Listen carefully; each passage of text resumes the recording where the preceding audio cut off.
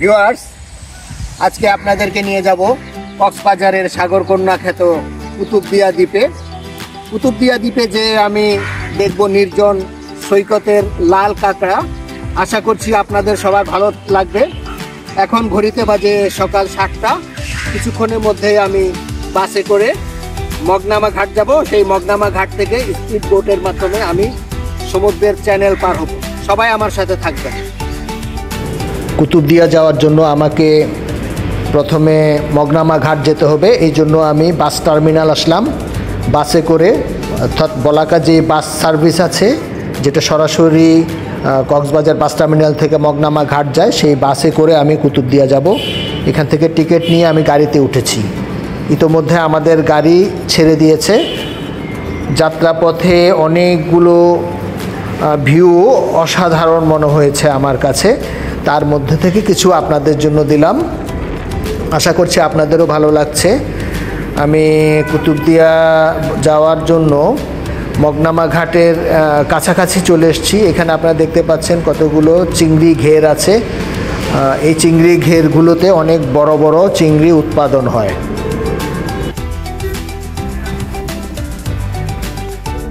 বাস এসে মগনামা বাজারে থামলো।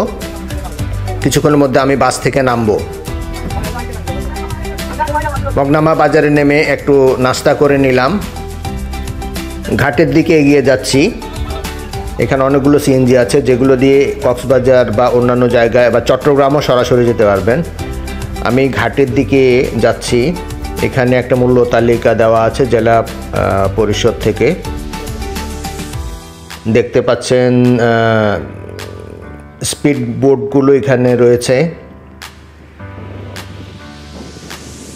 আমি এগুলো কান্ট্রি বোট, এই কান্ট্রি বোটে যাব না।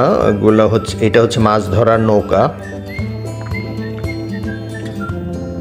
এই যে একটা কান্ট্রি বোট এখানে এসে ভিড়ছে।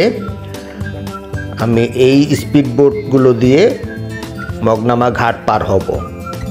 খুব সাবধানে স্পিড বোটে উঠতে হবে।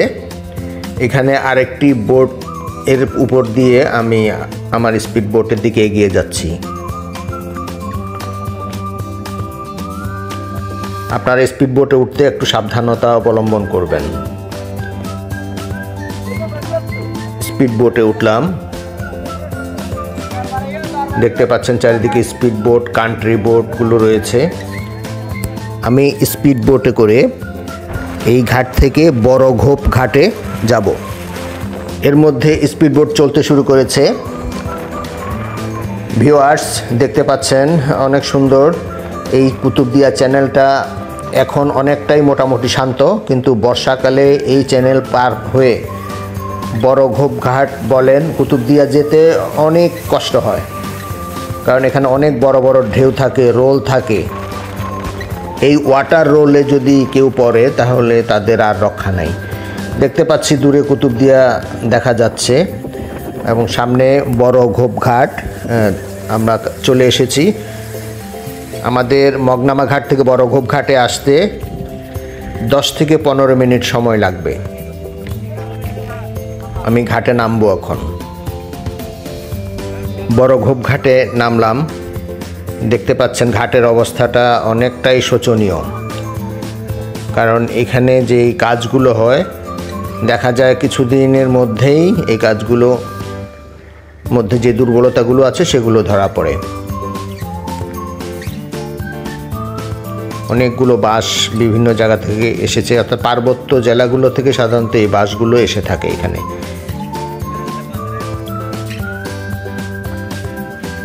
এখানে অটো রিক্সা রয়েছে। এই অটো রিক্সা করে আমি কুতুবদিয়া ঢুকছি।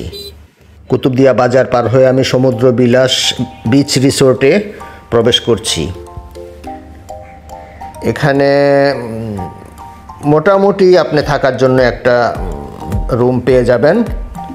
দেখতে পাচ্ছেন রুমটা মোটামুটি পছন্দ হয়েছে আমার।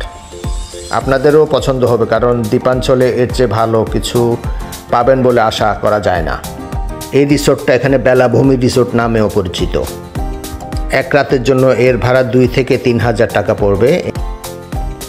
একটু ফ্রেশ হয়ে আমি বিচের দিকে ছুটলাম, যেটা বড় ঘোপঘাট বিচ নামে পরিচিত। ঝাউবনের নতুন কিছু ঝাউবন করা হয়েছে, এখানে চারাগুলো দেখা যাচ্ছে। কুতুবদিয়া দ্বীপের আয়তন 216 বর্গ কিলোমিটার। এই দ্বীপে রয়েছে বাংলাদেশের বড় বায়ুবিদ্যুৎ কেন্দ্র, সমুদ্র সৈকত, লবণ চাষ, বাতিঘর এবং কুতুব আউলিয়ার মাজার। এর মধ্যে বিচে চলে আসলাম, বিচের সামনের দিকে যাচ্ছি। এখানে যে লাল কাঁকড়ার কথা বলেছিলাম, এই কিছু করে দেখা যাচ্ছে লাল কাঁকড়া দেখতে পাচ্ছেন। এখন দুপুর 2টা বাজে, তাই কিছু অল্প কিছু লাল কাঁকড়া দেখা যাচ্ছে। আমাদের দেখেই এই লাল কাঁকড়াগুলো ছুটে পালিয়ে যাচ্ছে। একটু জুম করে নিয়েছি এগুলো, এই কারণে এই যে দেখতে পাচ্ছেন লাল কাঁকড়া ছুটে চলছে। এই লাল কাঁকড়াগুলো কুতুবদিয়া দ্বীপের একটা বড় সৌন্দর্য, যেগুলো অন্যান্য জায়গায় অনেক ক্ষেত্রে দেখতে পাবেন কিন্তু খুব সহজে দেখা যায় না। আমি সোনাদিয়া দ্বীপেও একটু চেষ্টা করেছিলাম, কিন্তু এতগুলো লাল কাঁকড়া একসাথে দেখিনি। ধারণা করা হয় 14 শতাব্দীর শেষের দিকে সাগরের বুকে এই কুতুবদিয়া দ্বীপটা জেগে উঠেছিল, আর এই দ্বীপে মানুষের পদচারণা শুরু হয় 50 শতাব্দীর শেষের দিকে। কুতুবউদ্দিন নামে এক ফরেজগার ব্যক্তি এই দ্বীপে আস্তানা স্থাপন করেন। পরবর্তীতে আরাকান থেকে বিতাড়িত মুসলমানরা যখন এই দ্বীপে আসতে শুরু করে, তখন কুতুবউদ্দিন এদের আশ্রয় দেন এবং শ্রদ্ধার নিদর্শন হিসেবে কুতুবউদ্দিনের নামানুসারে এই দ্বীপের নাম কুতুবদিয়া রাখা হয়। তবে প্রথমে এটা কুতুবউদ্দিনের দিয়া নামে পরিচিত ছিল, পরে সেখান থেকেই এই কুতুবদিয়া নামটি এসেছে। সাগর থেকে মাছ ধরার ট্রলারগুলো আসছে, যদিও এগুলো মাছ ধরতে এখনও যায়নি, কারণ মাছ ধরার ক্ষেত্রে কিছু দিনের নিষেধাজ্ঞা রয়েছে। এই কারণে নৌকাগুলো সাগরের পাশেই নোঙর করে রাখা আছে। দেখতে পাচ্ছেন কিছু পর্যটক ছবি তুলছে, অত্যন্ত সুন্দর লাগছে।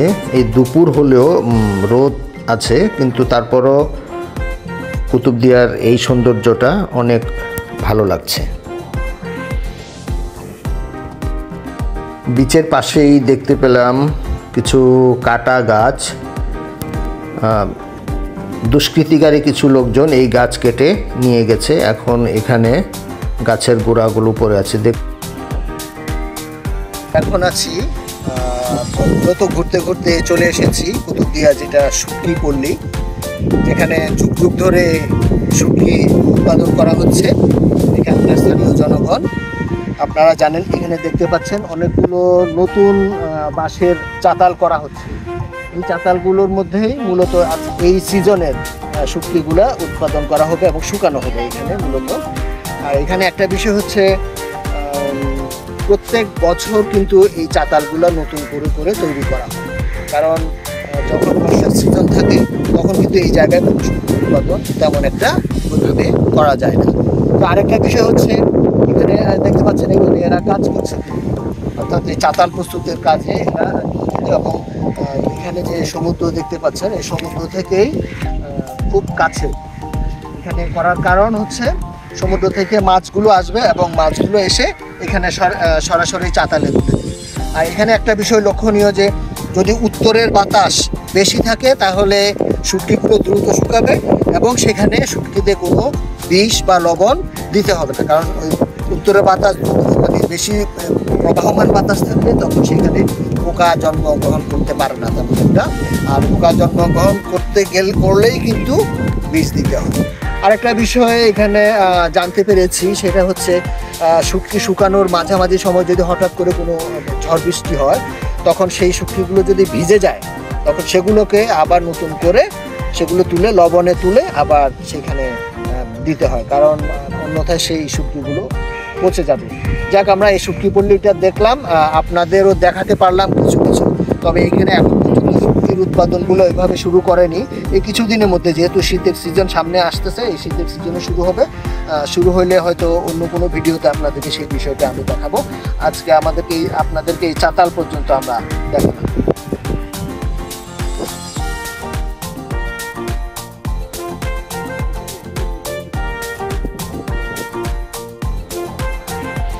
এবার বায়ু বিদ্যুৎ কেন্দ্রে আসলাম। আসলে এখানে যেই টারবাইনগুলো দেখতে পাচ্ছেন এগুলো থেকে বায়ু বিদ্যুৎ উৎপাদন করা হতো এবং এখানে প্রায় 1000 কিলোওয়াট বিদ্যুৎ উৎপাদন হওয়ার কথা, কিন্তু 91-এর ঘূর্ণিঝড়ে এখানে সকল পাখাগুলো ভেঙে যায় এবং তারপরে কিন্তু এই জায়গাটা রিপেয়ার করা হয়নি। সেক্ষেত্রে নতুন একটি জায়গায় এই বায়ু বিদ্যুৎ কেন্দ্রগুলোকে নিয়ে যাওয়া হয়েছে। আমরা সেটাও দেখব কিছুক্ষণের মধ্যে। বায়ু বিদ্যুৎ কেন্দ্রের পাশে যে সৈকত, সেই সৈকতে একটু যাচ্ছি, এখানে কিছুক্ষণ থাকলাম।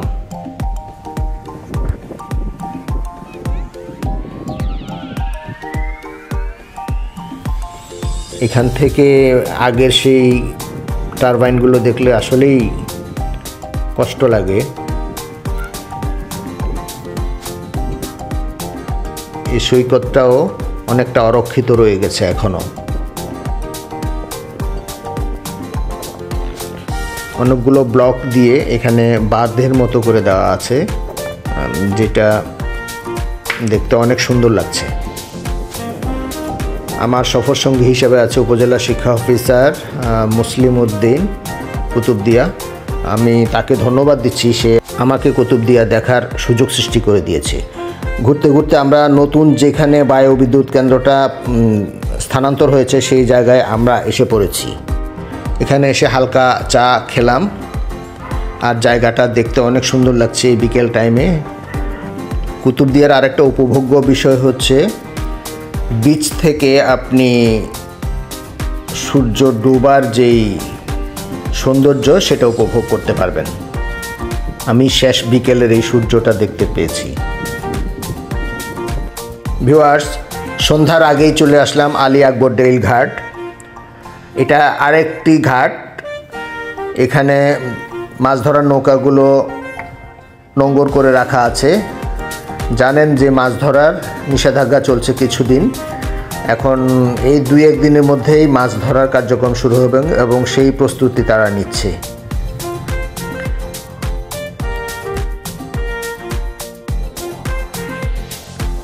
মাছ ধরার জন্য যাবে, এই জন্য জালটি প্রস্তুত করে নিচ্ছে, তারা চেক করে নিচ্ছে জালগুলো ঠিক আছে কিনা এবং জালগুলো বোটে নিয়ে নিচ্ছে।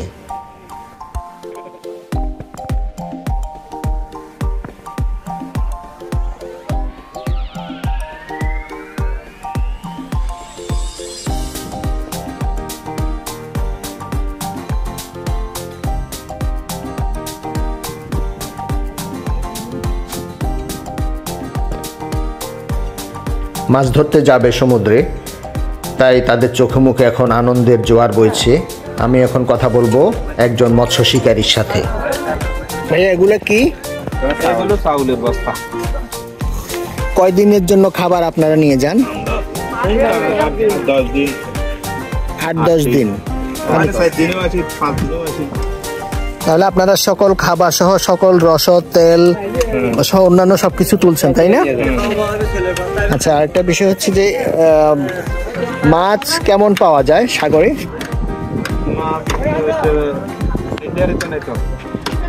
নির্ধারিত নাই। যদি আপনাদের নৌকা ভরে যায় তাহলে আপনারা ব্যাক করেন? বড় তো কোনোদিন আসতে পারিনি। আচ্ছা, তাহলে এখন নিষেধাজ্ঞার কারণে আপনারা মানে আপনাদের সবকিছু ঠিকঠাক করে জাল টাল ঠিক করেছেন, তাই না? ঠিক করছি, আরো কিছু আছে জাল, এখানে অল্পটুকু করছি, আরো অল্প আছে, ওগুলো উঠাবো কালকে।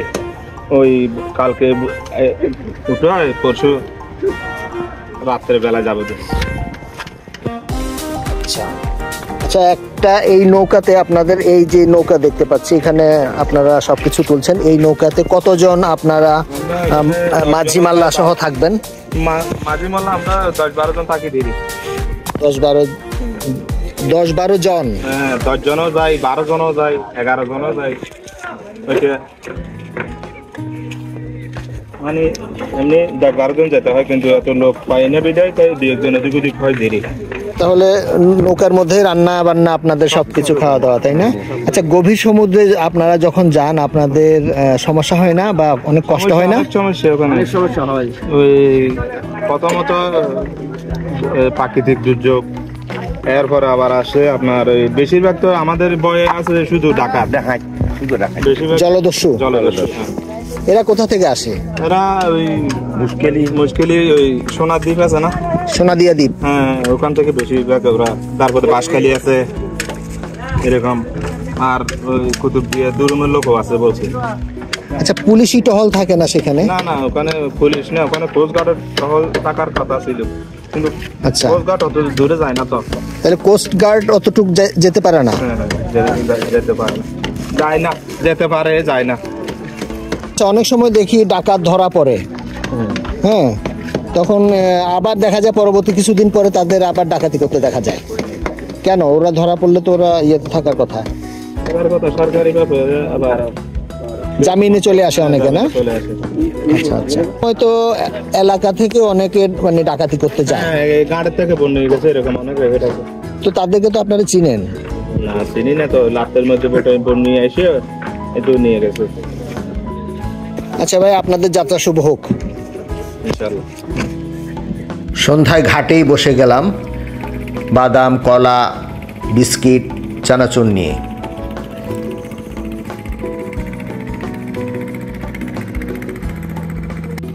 তার আগে একটু কচি ডাব দিয়ে তৃষ্ণাটা মিটিয়ে নিলাম।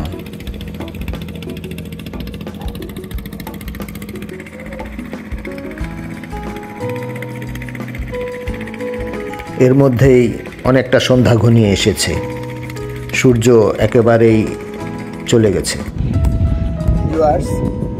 আমি এখন আছি আলিয়ারপুরের ঘাটে। এখানে সন্ধ্যার পরে এসেছি।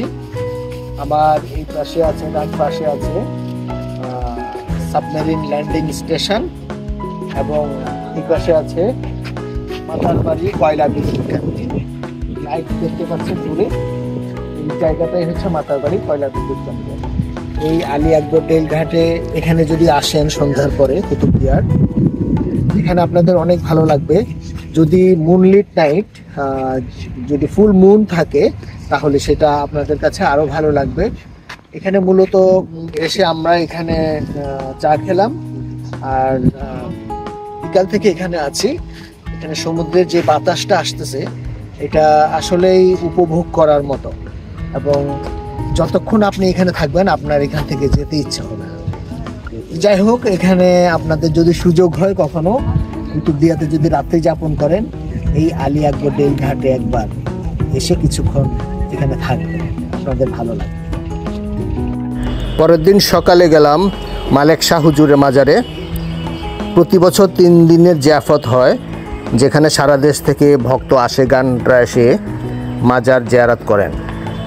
ওয়াজ মাহফিলে যোগ দেন প্রায় 4 থেকে 500 গরু ছাগল এখানে জবাই করা হয়, এবং 3 দিন ধরে কয়েক লক্ষ লোক এখানে খাবার গ্রহণ করে।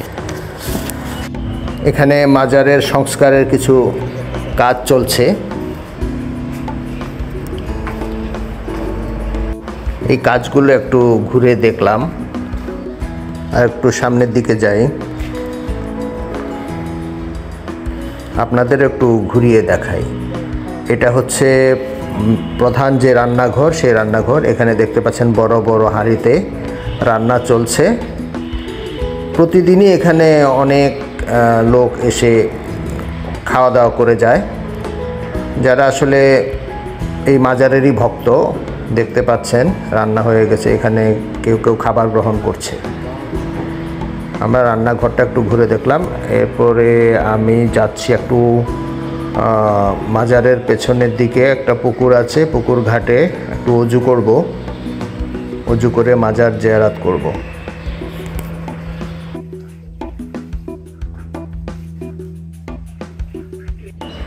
আমি বাতিঘর দেখতে আসলাম। এটা হচ্ছে দক্ষিণ ধুরং গ্রামে অবস্থিত, সমুদ্রের পাশে। নতুন বাতিঘর স্থাপন করা হয়। বহু বছর আগে সমুদ্রে চলাচলকারী যে জাহাজ ছিল, সেই জাহাজগুলোকে পথ দেখাতে কুতুবদিয়া এই বাতিঘরটা নির্মাণ করা হয়েছিল। ভাটার সময় সেই বাতিঘরে ধ্বংসাবশেষ দেখা যায়, যেটা সমুদ্র গর্ভে কিন্তু বিলীন হয়ে গেছে।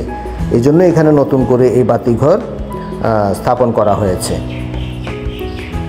বাতিঘরে এখানে আপনারা দেখতে পাচ্ছেন যে টাওয়ারগুলো এখানে আমরা দেখেছি অনেক সুন্দর।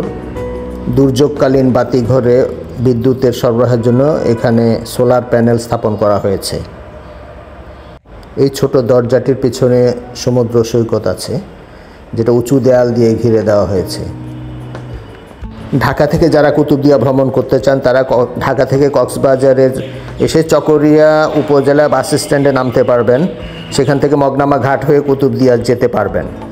ঢাকা থেকে অনেকগুলো বাস সার্ভিস রয়েছে, এখানে প্রতিদিন এসি নন এসি অনেক বাস যাত্রা করে। আপনারা সেভাবেও যেতে পারেন, আবার কক্সবাজার থেকে মগনামা ঘাট হয়েও কুতুবদিয়া যেতে পারবেন। এতক্ষণ আপনারা আমার সাথেই ছিলেন, এজন্য আপনাদের ধন্যবাদ দিচ্ছি। আপনারা কুতুবদিয়া উপজেলার সব কিছুই দেখেছেন। এটা একটা দ্বীপাঞ্চল। এই দ্বীপাঞ্চলের যা যা বিষয় ছিল সেগুলো আপনাদের আমি খুঁটিনাটি দেখিয়েছি। আমি এখন আবার কক্সবাজারের উদ্দেশ্যে রওনা হব। এই যে দেখতে পাচ্ছেন এখানে স্পিড বোট আছে, এই স্পিড বোটে করে আমি কিছুক্ষণের মধ্যে রওনা হব। তো আজকের মতো আমার এই ভিডিওটা আমি এখানে শেষ করছি। আমার এই ভিডিও যদি আপনাদের ভালো লাগে তাহলে লাইক এবং শেয়ার করবেন, শেয়ার করে অন্যদের দেখার সুযোগ করে দিবেন। আর পরবর্তী অন্য কোনো ভিডিওতে আপনাদের সাথে আমার আবার দেখা হবে। সেই পর্যন্ত ভালো থাকবেন।